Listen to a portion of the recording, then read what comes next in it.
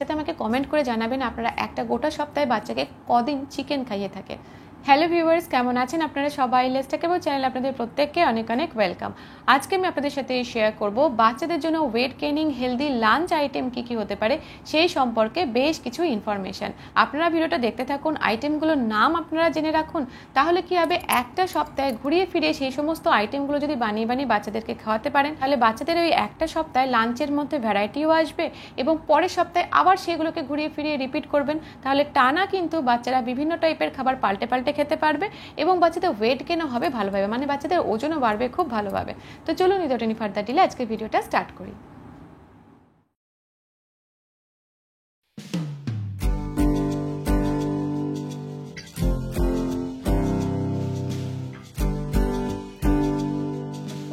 যে আইটেমটার কথা শেয়ার করব সেটা হচ্ছে পোলাও।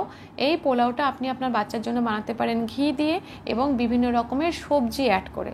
আর এর সাথে সাথে যেটা আপনাকে এক্সট্রা করে অ্যাড করতে হবে সেটা হচ্ছে ডিম। আপনি একটা ডিম সেদ্ধ করে নেবেন, তারপর সেই সেদ্ধ করা ডিমটাকে না গ্রেট করে নেবেন, মানে যে কুড়ুনি থাকে না সেই কুড়ুনি দিয়ে গ্রেট করে নেবেন। তাহলে সেই ডিমটা দেবেন গুঁড়ো গুঁড়ো হয়ে ওর মধ্যে মিশে যাচ্ছে। যদি মোট কথা যদি আপনার বাচ্চার বয়স 8 মাসের ওপরে হয়, সেক্ষেত্রে সবজি দিয়ে ঘি দিয়ে যখন পোলাওটা বানাবেন তখন তার মধ্যে শুধু ডিমের কুসুমটা গ্রেট করে দেবেন। যদি আপনার বাচ্চার বয়স 1 বছর হয়ে গিয়ে থাকে, তখন সবজি দিয়ে ঘি দিয়ে যখন পোলাওটা বানাবেন তখন তার মধ্যে গোটা মানে হোয়াইট পার্টটা সমেত গোটা ডিম সেদ্ধটাকে গ্রেট করে মিশিয়ে দিতে পারেন। মনে করেন সেদ্ধ ডিমটাকে পোলাওয়ের মধ্যে স্ম্যাশ করে দেবো, সেটাও দিতে পারেন। যদি ডিমের ভুজিয়া বানিয়ে সেটাকে পোলাওয়ের মধ্যে অ্যাড করে দিতে পারেন তো সেটাও করতে পারেন। এভাবে আরেকদিন পনির কিনে আনবেন বাজার থেকে, পনিরটা কিনে ফ্রাই করে নেবেন, তারপর সেই পনিরটাও কিন্তু গ্রেট করে মানে কুড়ুনি দিয়ে গ্রেট করে করে সেই পোলাওয়ের সাথে মিশিয়ে দিতে পারেন। কোনোদিন পনির ডিমের পরিবর্তে সয়াবিন গ্র্যানিউলের পাউডার করে নিয়ে সেটাকে রোস্ট করে নিলেন, তারপর সেই রোস্টেড সয়াবিন পাউডারটাকে পোলাওয়ের মধ্যে অ্যাড করে দিয়ে কিছুক্ষণ নেড়ে নিলেন। তো এভাবে একটা ভেজিটেবল দিয়ে ঘি দিয়ে যখন পোলাওটা রেডি করছেন, তার মধ্যে যখন ডিম অ্যাড করে দিচ্ছেন কোনোদিন, তার মধ্যে যখন কোনোদিন পনির অ্যাড করে দিচ্ছেন, তার মধ্যে যখন কোনোদিন রোস্টেড সয়াবিন গুঁড়ো অ্যাড করে দিচ্ছেন, তখন তার পুষ্টিগুণ কিন্তু অনেক বেড়ে যায়। সপ্তাহে 2 দিন কিন্তু আমরা চাইলে লাঞ্চে এই ধরনের পোলাও বাচ্চাকে বানিয়ে খাওয়াতে পারি। 2 নম্বর যে আইটেমটার কথা আপনাদের সাথে শেয়ার করবো, যেটা সপ্তাহের অন্য দিনগুলোতে ঘুরিয়ে ফিরিয়ে 1 দিন বা 2 দিন বাচ্চাদেরকে খাওয়াতে পারি, সেটা হচ্ছে খিচুড়ি। সেটা রাইস ডালের খিচুড়ি হতে পারে, সেটা ওটসের ডালের খিচুড়ি হতে পারে, ডালিয়া আর ডালের খিচুড়ি হতে পারে, সেটা সাবু আর ডালের খিচুড়ি হতে পারে।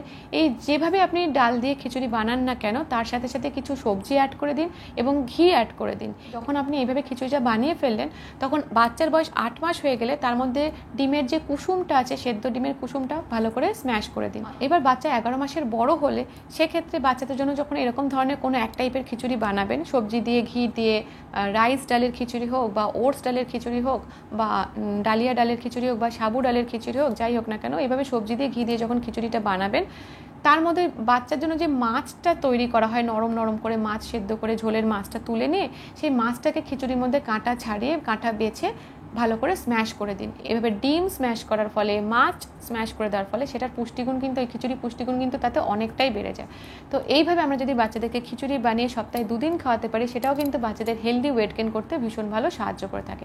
তো এইভাবে 2 দিন পোলাও, 2 দিন খিচুড়ি তো বানানো হলো, তাহলে হলো 4 দিন। কোনো একদিন আপনি জাস্ট নর্মাল ভাত ডাল মাছের ঝোল দিয়ে সবজি দিয়ে বানিয়ে খাওয়ালে, আর একদিন মানে 3 নাম্বার যে আইটেমটা আমরা বাচ্চাদের ওয়েট গেইন করার জন্য লাঞ্চে খাওয়াতে পারি, সেটা হচ্ছে ভাত আর তার সাথে সবজি দিয়ে মাখন দিয়ে নরম নরম করে বানানো চিকেন। এভাবে সবজি দিয়ে মাখন দিয়ে যদি একটা চিকেনের কারি বানাতে পারি এবং সেটা দিয়ে যদি ভাতটা পুরোটা সেদিন খাইয়ে দিতে পারি, তো সেক্ষেত্রে এটাও কিন্তু বাচ্চাদের হেলদি একটা লাঞ্চ আইটেম হয় এবং এটাও কিন্তু বাচ্চাদের ওয়েট গেইন করতে ভীষণ ভালো সাহায্য করে থাকে। তো সপ্তাহে আপনি একদিন বাচ্চাদেরকে কিন্তু এইভাবে চিকেনের আইটেম বানিয়ে বাচ্চাদেরকে খাওয়াতে পারেন। আপনি যদি মনে করেন ভাতের পরিবর্তে এভাবে একটা চিকেন কারি যখন বানাচ্ছেন সবজি দিয়ে বাটার দিয়ে, হ্যাঁ, তার মধ্যে বাচ্চা একটু বড় হয়ে গেলে গোলমরিচও অ্যাড করে দিতে পারেন এবং এর মধ্যে আপনি গরম গরম নরম নরম রুটি ওর মধ্যে ছিঁড়ে ছিঁড়ে যদি মিশিয়ে দিতে পারেন, তাহলে কিন্তু সেটাও ওই চিকেন কারির সাথে অ্যাড হয়ে তার পুষ্টিগুণটাকে অনেকটাই বাড়িয়ে দেয়।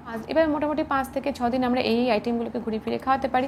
এবার 4 নম্বর যে আইটেমটার কথা বলবো, যেটা আমরা বাচ্চাদেরকে সপ্তাহে 1 দিন বা 2 দিন ঘুরিয়ে ফিরে খাওয়াতে পারি, সেটা হচ্ছে বাচ্চার যদি হজম শক্তি ভালো হয়, মানে ধরুন বাচ্চার খুব একটা অ্যাসিডিটির সমস্যা বা গ্যাস ফর্মের মতন সমস্যা না থাকে, সেক্ষেত্রে ফ্যানে ভাত যাকে বলা হয়, সেই ফেনা ভাত বা ফ্যানে ভাত বানালেন একটু পাতলা পাতলা করে, এবং তার মধ্যে অল্প একটু ঘি অ্যাড করে, মিষ্টি আলু সেদ্ধ অ্যাড করে, একটা ডিম সেদ্ধ বা হাফ ডিম সেদ্ধ যেমনটা আপনার বাচ্চা খায় আর কি, সেরকম ডিম সেদ্ধ অ্যাড করে কিন্তু একদিন দুপুরবেলা আমরা বাচ্চাদেরকে সেটা খেতে দিতে পারি। চাইলে আপনারা ডিম সেদ্ধটা অ্যাড না করে জাস্ট ফ্যানে ভাত ঘি দিয়ে বানালেন, মিষ্টি আলু দিয়ে বানালেন, এবং তারপর মাছের ঝোল থেকে মাছটাকে তুলে নিয়ে সেটা দিয়ে মেখে বাচ্চাকে সেই ভাতটা খাওয়ালেন। এটাও কিন্তু, যেহেতু এর মধ্যে ফ্যানটা রয়েছে, এটাও কিন্তু বাচ্চাদের ওয়েট গেইন করতে ভীষণ ভালো সাহায্য করে থাকে। তো এইভাবে কিন্তু আমরা একটা সপ্তাহে বাচ্চাদের ওয়েট গেইন করার জন্য বিভিন্ন আইটেমগুলোকে ঘুরিয়ে ফিরিয়ে খাওয়াতে পারি, এবং প্রতি সপ্তাহেতেই কিন্তু আমরা এটাকে ফলো করে যেতে পারি। এবার আপনি আপনার বাচ্চার জন্য, বাচ্চার ওয়েট গেইন করার জন্য এইগুলো ফলো করছেন কিনা কমেন্ট করে জানাবেন। এবার এই ভিডিওটা শুনে কিছু আইডিয়া আপনি নতুন পেলেন কিনা, আপনাদের কিছু ধারণা ক্লিয়ার হলো কিনা অবশ্যই কিন্তু কমেন্ট করে জানাবেন। আজকের ভিডিওটা এই পর্যন্তই থাকলো। যদি আপনাদের ভিডিওটা ভালো লেগে থাকে তাহলে একটা লাইক করবেন, শেয়ার করবেন, সাবস্ক্রাইব করবেন আমাদের চ্যানেলটা। আমাদের চ্যানেলের সঙ্গে অবশ্যই অ্যাটাচ থাকবেন। Thank you.